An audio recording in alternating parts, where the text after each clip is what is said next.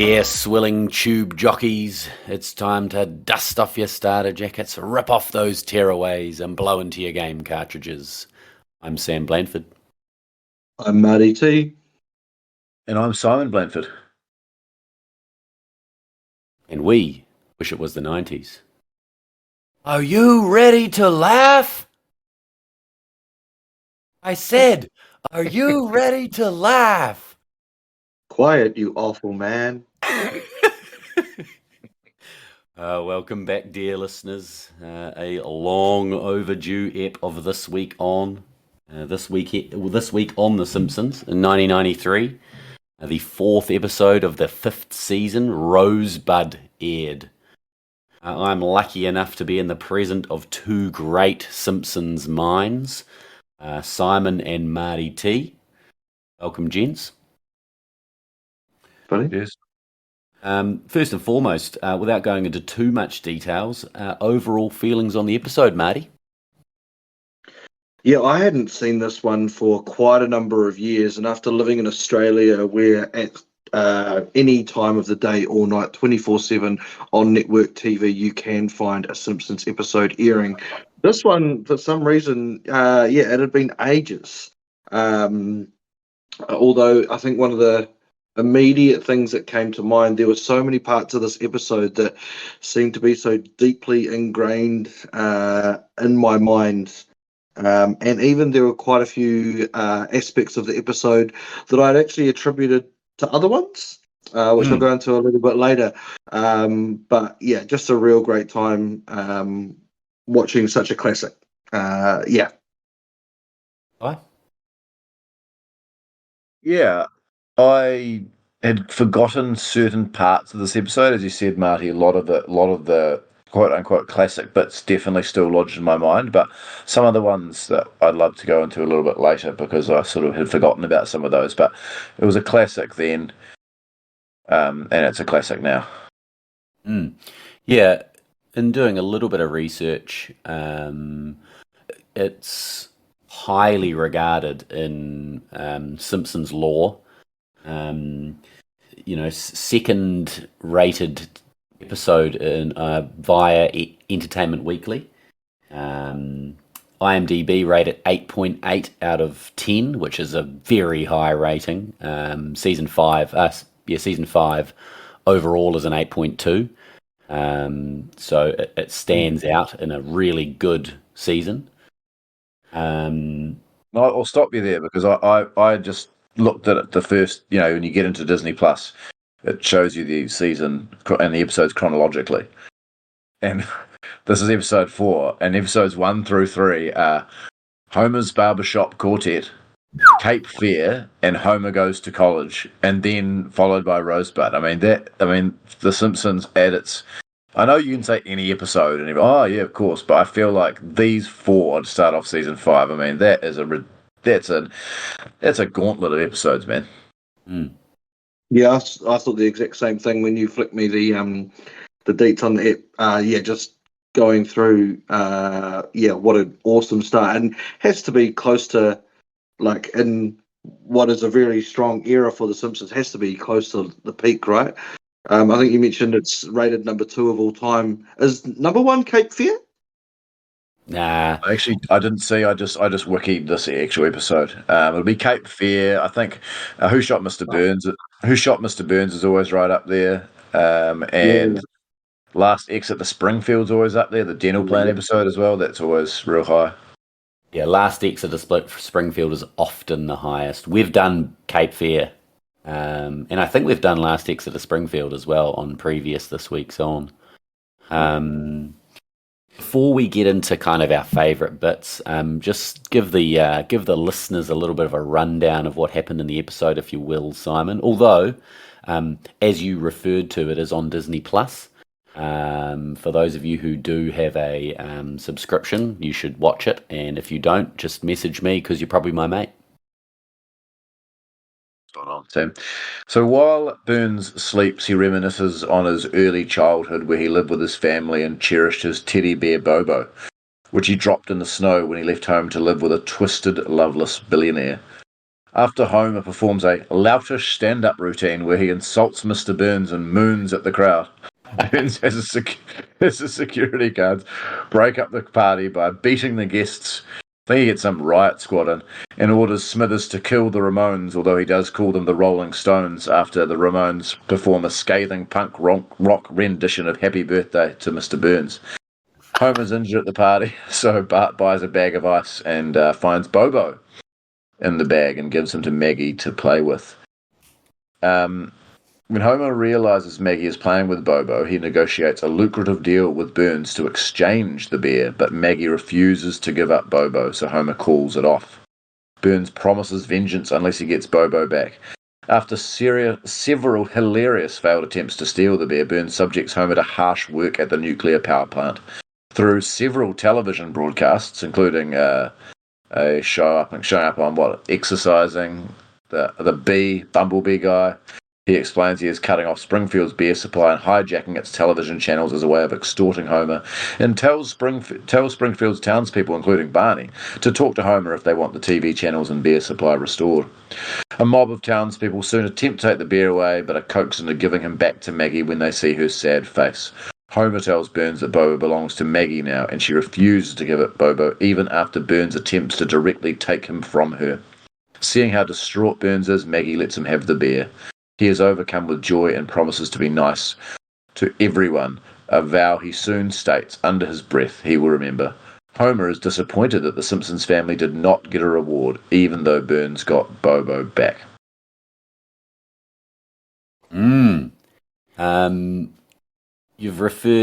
Both of you have referred to kind of bits that stood out in your mind.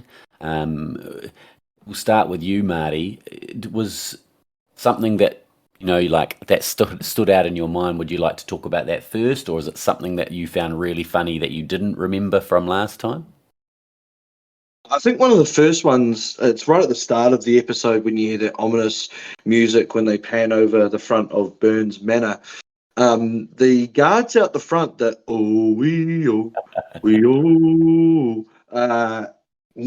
I actually attributed that incorrectly to the Stonecutters episode. I don't know how I've managed to get that mixed up over the years. But yeah, like it immediately came flooding back to me. And there were a couple of other things that I'd incorrectly attributed to other episodes. One was the coat hanger gag when Homer had a coat hanger stuck in his shirt and was obviously trying to reach to grab it out, only to allude later in the gag that he also had one stuck in his pants as well. But yeah, there's a lot of other awesome little bits in this episode, and they managed to do a lot of little I wouldn't say cutaways in the same vein as Family Guy, but lots of little bits and pieces that they sort of move quite quickly through in scenes. And the sound when Smithers and Burns, in their second attempt to steal Bobo after the first unsuccessful negotiation, with the cup noises as they were going upside down on the ceiling. I don't know why that reminded me of the Malloy episode, the cat burglar. Does he do the same thing to that? I don't know, but I think you're right. No, he's wearing sneakers for sneaking, isn't he? Oh, that's what it is. Yeah, I don't know. Yeah, it's just, I guess, over time, some of those episodes have blurred into one. He's definitely the exact same outfit, pretty much, though, right? Just the black on black. Yeah. So there's definitely similarities there. I think you're onto something, though. I feel like a lot of the gags from this, I didn't necessarily attribute to other episodes, but I didn't realize that they were all in this episode. And then something kept happening. I was like, oh shit, it's this episode. Oh, another one. Agreed. Yeah. What about you, Si? Some favorite bits? Oh, just any episode with Burns. Pretty awesome early on. They're still very original. As I've said before, they really have fun with Burns's dialogue. I think that with other characters, of course they try, but with Burns's dialogue, they really put in an effort to make it either antiquated or eloquent, or when he after he sees all the guys laughing at his at the coat hanger, the double coat hanger thing, and Smithers and Burns are looking at their video cameras and seeing everyone laughing at Homer and assuming they're laughing with him, and he says, "I must harness his fractured take on modern life," and wants Homer to then perform at his birthday party because of a misunderstanding, basically. Smithers, I'll have him come up with some snappy Sinbad-esque material. That was gold. My favourite scene, which I didn't even remember, well, I did remember, but I didn't attribute it to being really funny, was the Ramones scene. Well, actually, that whole scene of Burns's birthday. All of the Ramones comments are great. I just want to say this gig sucks. Up yours, Springfield. And the end, go to hell, you old bastard. And it cuts to like the curtains closing and Burns' face just like quivering. I think they liked us. Yeah, I cracked up at that. I just wanted to continue on with the birthday party stuff. Yeah. Want to stick to that. And just before the birthday party, I don't know if you got this is a part I definitely forgot. Was Homer's like take on being a roast master? I found really, really funny. Like really, really, like wearing a blazer, just holding a golf club for no apparent reason. The old gold classic. Like I just thought that Homer just thinking in American cliches is just really, really funny. Like, and they kind of play around with that in the previous episode, right? Homer goes to college, where he just is only like jocks and nerds. That's his whole perception of what university is, and his whole perception of what being a roast master is just like wearing a blazer, being mean to people, and for some reason holding a golf club. I just thought that was really funny. Telling Flanders he smelled like manure. Thanks for the nose news, neighbor. I'm not saying Mr. Burns is incontinent.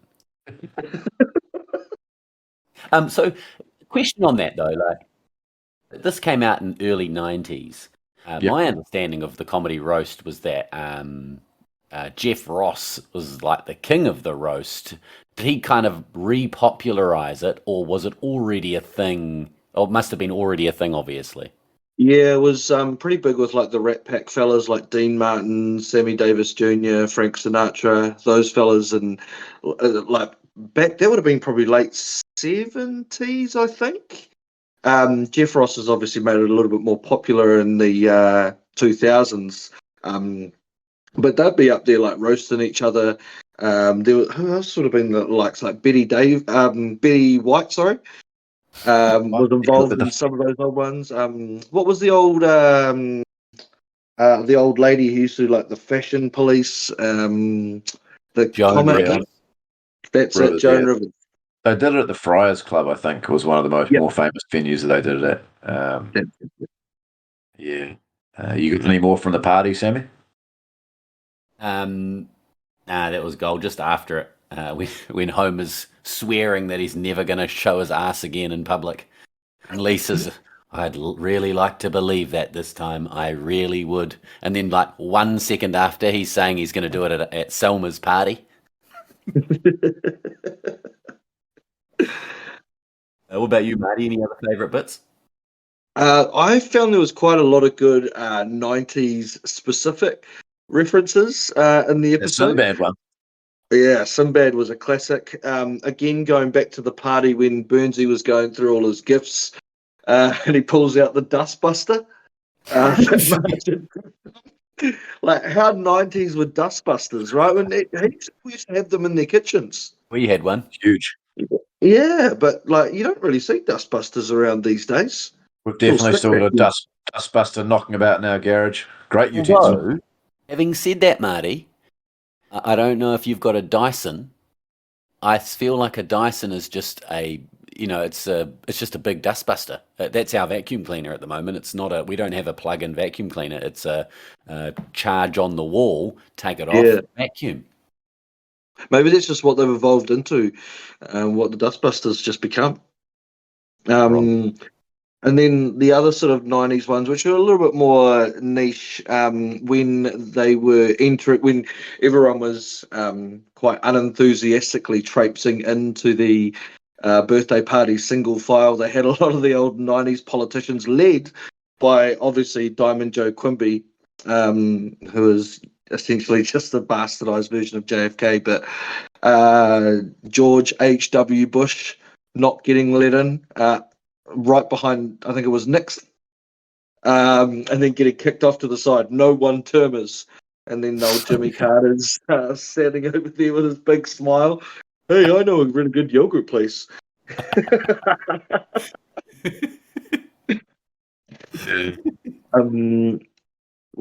was a couple more. And the other specific 90s one was the old missing persons on the milk cartons. Poor old Millhouse catching strays. The other one, the other 90s one was Homer's when he's thinking about the reward for giving Bobo back. Yeah. Oh. And his ideal reward is his own recording studio, where for some reason he's singing the Big Mac jingle from the 90s. Well, beef patties. That's like the ultimate thing he would want is a recording studio simply so he can record the Big Mac jingle. Or even, I guess, when he was discovering the fact that Maggie had the beer and she was dangling the beer in front of him, but just beforehand, watching telly, 2 + 2 is 4. Oh my god! That one got stuck in my head way back in the day as Barney. And then, this was when he was taking over the telly, wasn't it, Burns? And then cue the disco music and the African American dude hosting Seoul mass transit system. It's actually a good segue. We will go back to Best Bits, but there were quite a few cultural references, and that was one of them. That's like a Soul Train reference, surely. Yeah. But I know that this is the episode's mainly based off Citizen Kane, which I haven't seen, but apparently is quite a good movie. Especially that snow globe breaking or falling out of someone's hand and breaking, I think is... Was that the never break snow globes? That's an ongoing Simpsons gag, eh? The never, whatever it is, never bend. Me liking it. Obviously, you've mentioned it, but Wizard of Oz referenced. The Marilyn Monroe when Burns... It's like a cut to Burns and he's doing the Marilyn Monroe in a dress. That whole slideshow is full of hilarious cultural references that Burns supposedly did. The hoisting of the American flag at Iwo Jima during World War II. All of the soldiers are Burns, and the flag is Burns. Muhammad Ali knocking down Frazier with his brown body with like Burns' white face, like clear bits of sellotape over his photoed face, and then, as you say, the Marilyn Monroe thing. That was just a wonderful slideshow of Burns' achievements in his life. George Burns, who is an American comedian, is also Burns' younger or older brother. Older brother, I think. Bomb. I think that was a bit as well that he did. I don't know who John Glenn's space mission is, but apparently that's in there. Conan the Barbarian, and at the end, Planet of the Apes, I think, is a reference as well. I've got a couple more bits, but Si, I'm surprised you haven't mentioned one bit in particular yet. Wait, we moved. I'm still on the party. I haven't even moved up the party yet. I've still got bits on the party I want to talk about. All right, go for it. Yeah, as I said, I mentioned Homer's idea of what a roast master was, and this is during Homer, as you said, absolutely bombing. I'm not saying Mr. Burns is cheap. I'm not saying Mr. Burns is old. And then Homer says that he's going to bring out the big guns. Here's a little impression of Mr. Burns you might find a little cheeky. And like the confidence in which he delivers that terrible joke, that's my favorite. He's got this broad smile, like he's absolutely positive that he's going to nail the joke. And I love the contrasting reactions of Bart versus Lisa and Marge as well. Like Bart's like the widest grin, and Lisa and Marge are like scowling. And also, just it did remind me a little bit of a very similar comedy routine performed by Krusty as Jay Leno's watching on, where Krusty's absolutely bombing. And then Krusty brings out the big guns. Me so sorry. Oh, not the flapping dicky. He does that flapping. So it just reminded me heaps of Krusty's routine where he's completely bombing and then goes to the old classics, which is just awful, much like Homer's cheeky rendition of Mr. Burns. So sorry, it was that was my last party bit. I can't believe you didn't mention off the top the Burns and Smithers TV show. Oh, that's there. That's there. I got that one down. Home already? Yes. And Homer's absolutely reveling. Smithers, watch out for that! And a bit of it I didn't remember that I absolutely cracked up at was after that, the angry mob turn up to his house. And he looked out the window, he's like, well, well, look who's come to apologise. Simpsons love an angry mob. I'm not sure if it's just a tool that they use to try and get as many, not fringe characters, but non-main characters into a bit. I was starting to think, like, Moe's often at the head of those angry mobs. Maybe it's just because he looks kind of angry, but you always see your classics like your Jaspers, Jasper Beardley, Hibbert's usually in and amongst, Groundskeeper Willie, Ruth Powers. I noticed Stockton, Nick. Yeah, yeah. Herman, the one-armed dude. Yep. Yeah. Love an angry mob. And the angry mob line when they get convinced to give Maggie back the beer.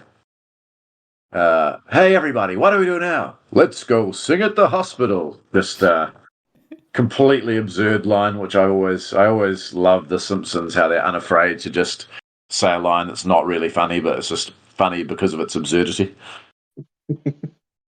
Question I've got for you guys. I think something that Family Guy does a lot and Simpsons does. I think they do it quite well.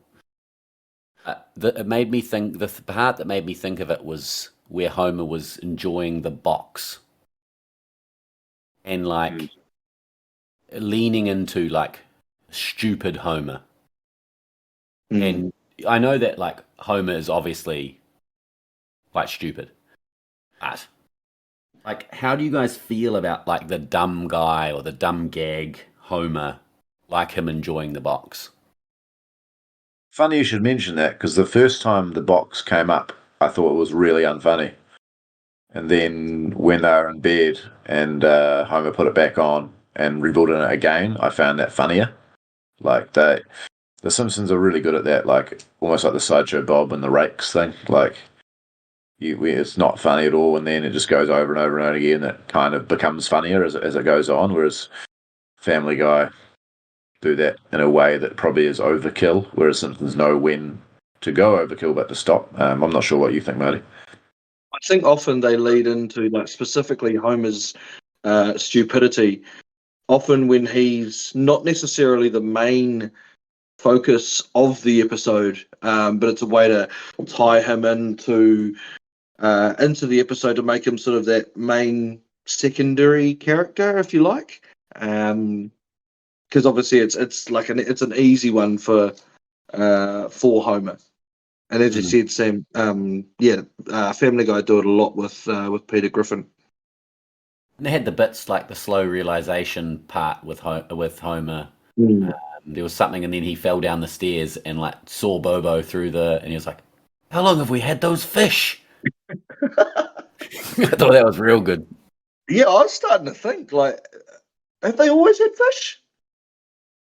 Some episodes I think they do, and some they don't. Yeah. when it suits the plot. Mm. Just on that great Burns and Smithers comedy duo show, I that that bit is I always bang on about how something's already funny and they like four layers to it, which makes it funnier and funny. Like the fact that Burns and Smithers have a comedy show is already really funny. Then like how unbelievably bad it is even funnier. And the fact that there's canned laughter, like laughing at Burns saying, yes. It's like even funnier. And then the fact that Homer revels in it and it's actually like, watch out, Smithers! Like just the fourth layer of funny. Like I just think that was so good. And the English teacher in me thought Nelson's line was genius. Like, my old man can't get a beer because his old man won't give a beer to another old man. Let's get him. I thought that was genius. Absolute genius. Any more bits before we go into our most valuable player and best supporting actor? Um, Mine were like just classic Simpsons style plot holes just to advance the story. Where did the old rich guy come from that apparently adopted Burns? And you don't Mm. see him again at all throughout the series. Um, how did the label stay so clear on Bobo after all the trauma that Bear went throughout what seemed to be close to 80 or 100 years or so? And what was the other one? Can't remember. Um, oh, it was when they discovered when Bobo ended up in the ice bag. Not necessarily a plot hole, but just the old when the ice delivery man says to Apu, "You got to sell this for more than $1. We lost 4 more men on this expedition. If you know a better way to get ice, then tell me."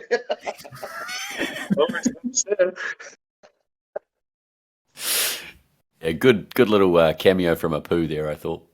Yeah. A little silly, but I just look. I always love it when the Simpsons, especially with Burns, lean into like the 1920s, even though it's set in the 1990s. Like when Burns is trying to take Bobo off Maggie, that paparazzo, like got that bowler hat, that gigantic flashbulb camera. One What a scoop. scoop! Yeah.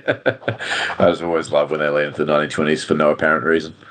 Speaking of paparazzo, I didn't know at the time as a kid that paparazzo was the word for a singular paparazzi. I just thought it was like Burns doing his sort of classic Burns style cadence, but never really put it together until I was an adult.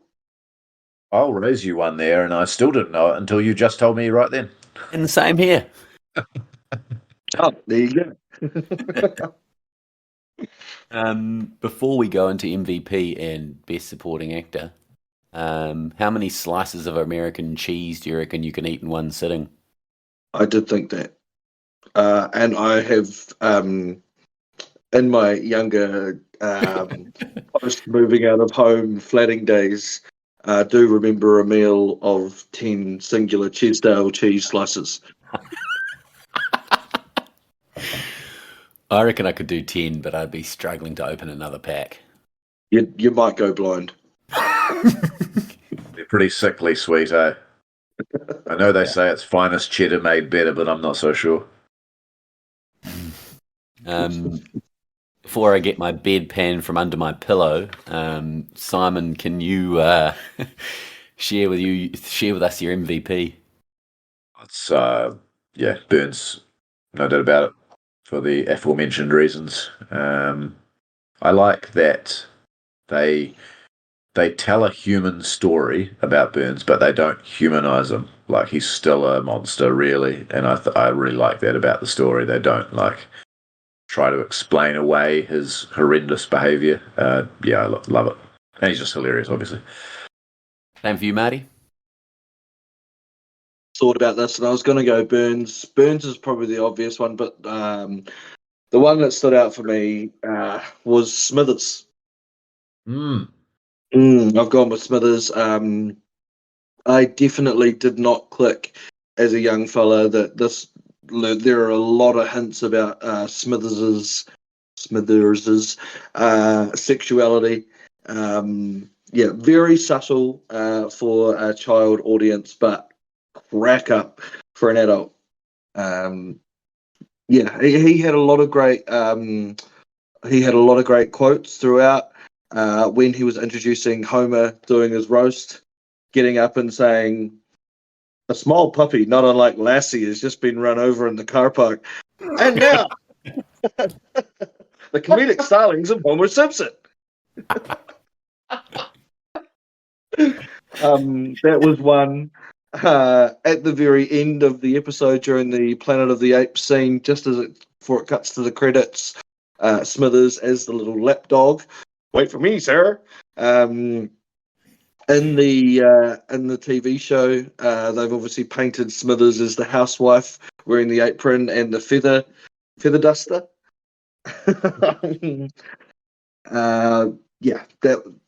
Smithers was my one.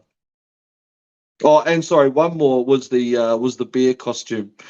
Where he hasn't quite worked out how to get Bobo back. Wearing a bear costume, comes into Mr. Burns in his what looks like some sort of old style smoking lounge, and his throne jumps onto his lap. Play with me, sir. Tug on my fur. Is that, that's not the same one Frink does, eh? Frink comes up with the robot. Like a robotic skip. Another absurd bit for no reason, but this is real funny. Oh yeah, love a classic Frank cameo where the creation he makes goes horribly wrong and usually quite deadly. Interesting. Interesting. I was tossing up Smithers for my best supporting actor because Burns is my MVP. Simon, what about yourself for best supporting actor? Yep, Marty hit nail on the head. I didn't vote him for MVP. I voted Smithers for best supporting actor for all the reasons Marty said. Marty, did you have Burns as your best supporting actor, or I skipped Burns for the Gong.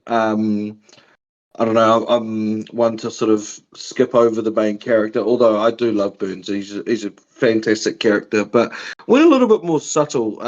I really like the relationship that Monty has with Maggie Simpson.